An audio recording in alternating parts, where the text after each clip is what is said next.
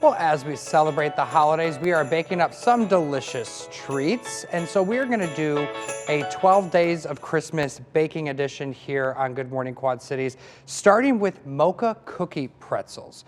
So what we're going to start with is you're going to need a standing mixer of sorts. You don't want to use a whisking attachment, but that's what we have here. You would rather use a paddle attachment. So this dough may not necessarily work out the best today, but if you have a paddle attachment, it'll work out great. So you're going to start by taking a half cup of sugar and a half stick of softened butter. Pop that in your mixer, and you're just going to put that on low, just so that those things cream together. While that is happening, you're going to measure out 2 cups of flour, about 1/8 of a teaspoon of salt. You're going to need 1 egg, and you're going to need a teaspoon of vanilla. And if you actually want to, we have some video that shows the ingredients that you're going to need so that you don't have to just hear me listing all this out. So this is everything that you're going to need if you want to screenshot this, whatever you need for that. So then once the butter is fully creamed with the sugar, and the next item that'll pop up will be what you'll need for the glaze. We're going to just put this on high gear because not wanting to cream this morning. I guess I didn't put the butter out early enough. Anyway, so then once that is in, you're going to go ahead, you're going to take your flour, or you're going to take your vanilla first. I always crack an egg in a separate bowl. We can come back out if you'd like, so that folks can see. We can put the egg then in the mixer. Okay. And then we're going to take the flour and put that in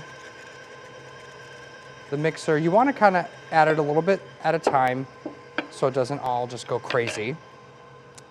While that is now mixing, because you of course want that to be a dough, you're going to go ahead and you're going to take 2 ounces of baker's chocolate, unsweetened. You're going to melt it. Make sure you put it in a heat-safe glass container. Right, Andrew?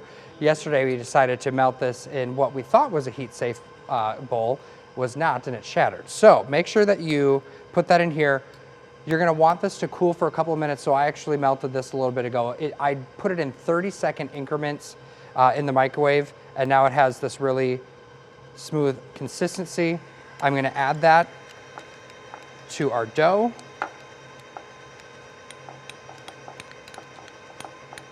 And we're just going to let that mix until it becomes a dough. And then you're going to go ahead and you're going to put that in the fridge. I would wrap it tightly in some plastic wrap. You're going to let that sit in the fridge for about an hour or until it is, firmer. But we don't have time for an hour, so we're going to go ahead. I had prepared some ahead of time. You're going to go ahead and you're going to take the dough, if I can get this out of the plastic wrap. Okay. And you're going to divide it into 4 pieces. I've already divided this one. So then you're going to take that and you're going to push it down a little bit so it kind of resembles like a Twinkie size. And I know what that looks like. Don't worry about it. It's great. And then you're going to go ahead and you're going to cut that into some about 8 to 9 equal pieces.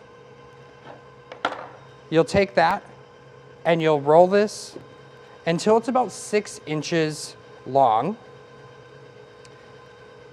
And then all you'll do, you'll continue that for all the dough process. You're going to take that, and I don't know if we're able to take the overhead camera so we can see how you fold this, but you fold it into a pretzel, because this is going to be for the actual pretzel portion.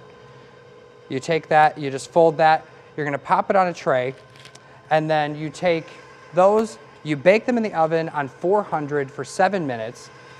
When those are done, you're going to have them turn out looking just like pretzels.